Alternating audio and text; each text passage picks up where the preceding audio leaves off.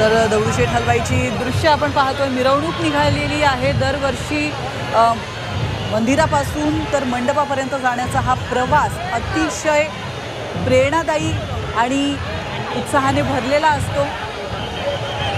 मिरवणूक बघण्यासाठी या मिरवणुकीमध्ये सहभागी होण्यासाठी भाविक अतिशय मनोभावे या ठिकाणी उपस्थित असतात आणि सगळ्यात मोठे चॅलेंज असतं ते म्हणजे पोलीस प्रशासनासाठी, कारण हजारो लाखोंच्या संख्येने भाविक या ठिकाणी जमा झालेले असतात। कुठलाही अनुचित प्रकार घडू नये म्हणून पोलीस प्रशासन या ठिकाणी सतर्क असतं आणि त्या पार्श्वभूमीवर अतिशय शांततेत व्यवस्थित मनोभावे भाविक या मिरवणुकीमध्ये सहभागी होतात।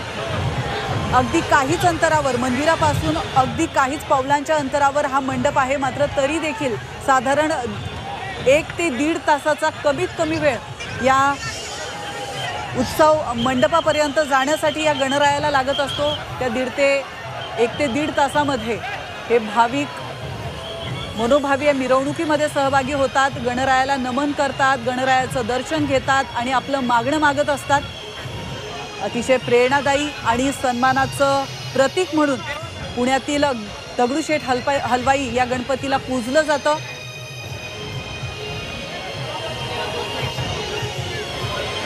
दगडूशेठ हलवाई गणपतीची मिरवणूक सुरू झालेली आहे आणि या मिरवणुकीची लाईव्ह दृश्य आपण पाहू शकतो झी 24 तासच्या माध्यमातून।